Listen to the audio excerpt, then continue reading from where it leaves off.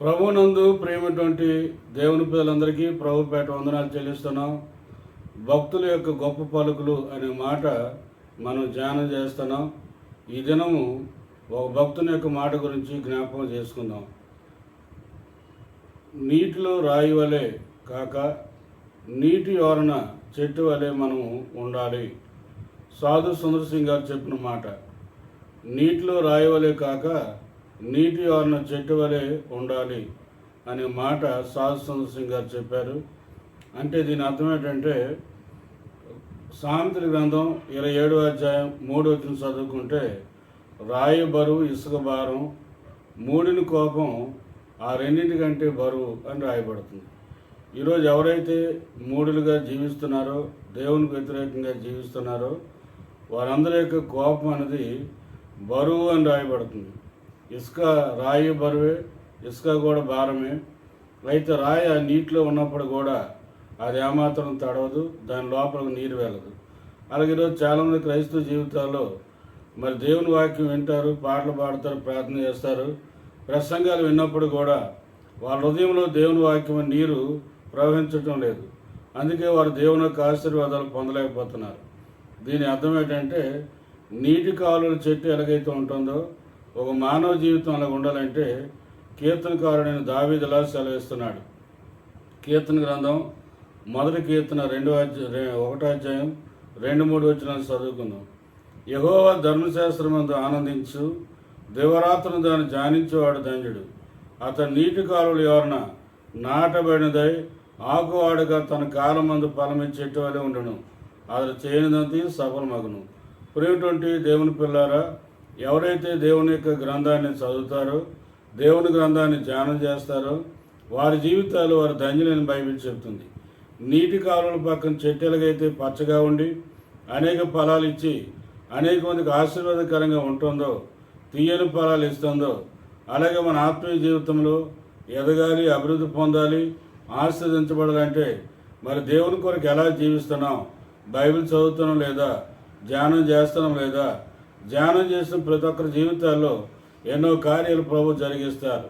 వారు ఎలాగుంటారంటే, ఇరిమియా గ్రంథము మరి 17వ అధ్యాయం 7వ వచనం 8వ వచనం చదువుకుంటే ఈ విధంగా రాయబడింది. యెహోవాను నమ్ముకున్నవాడు ధన్యుడు, యెహోవానికి ఆశ్రయంగా ఉండును.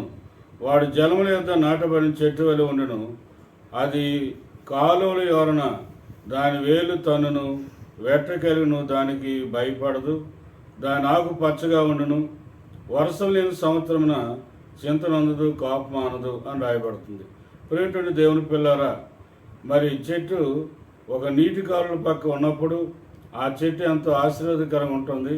అంతేకాకుండా వేసవికాలం వచ్చినా, మరి తొలకరికాలం వచ్చినా, శీతాకాలం వచ్చినప్పుడు కూడా ఆ చెట్టు అధికమైన ఫలాలు ఫలించాలంటే, అనగా శ్రమలు వచ్చినా, కష్టాలు వచ్చినా, ఒక కన్నీరు వచ్చినప్పుడు కూడా వారి జీవితంలో ఫలవంతమైన జీవితం ఉండాలంటే నీటి కాలువల పక్కన ఈ చెట్టుకి ఎలాగైతే నీరు సమృద్ధిగా దొరుకుతుందో, అలాగే ప్రభువునందు విశ్వాసం ఉంచి మారుమనసు పొంది రక్షించబడి ఆయన వాక్యానుసారంగా ఎవరైతే జీవిస్తున్నారో, దేవుని వాక్యాన్ని ఎవరైతే దివారాత్రులు ధ్యానిస్తున్నారో, వారి జీవితము అనేక మందికి ఆశీర్వాదకరంగా ఉంటుందని బైబిల్ గ్రంథము సెలవిస్తుంది. భక్తులైనటువంటి మరి యోసేపు గురించి బైబిల్లో సెలవిస్తుంది.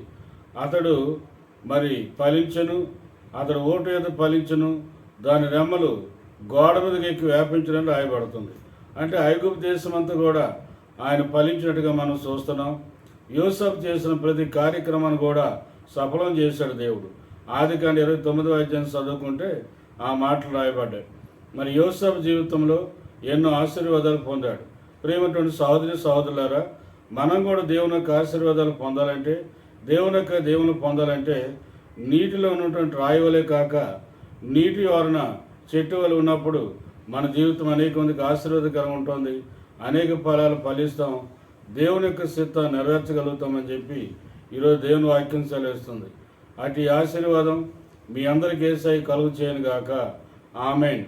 చిన్న ప్రార్థన చేద్దాం. ప్రేమమయుడ పరిశుద్ధుల నీకు వందనాలు.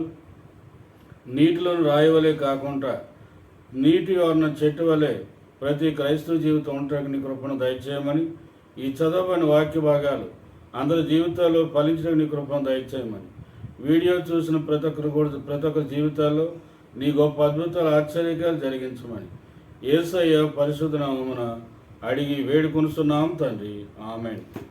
మన తండ్రి అయిన దేవుని ప్రేమయు ప్రభువైన యేసుక్రీస్తు కృపయు పరిశుద్ధాత్మ సహవాసము సన్నిధి కూడి ఉన్న మనకును మీ కుటుంబాలకును సదాకాలము తోడు సంరక్షించి కాపాడి నడిపించును గాక. ఆమేన్, ఆమేన్.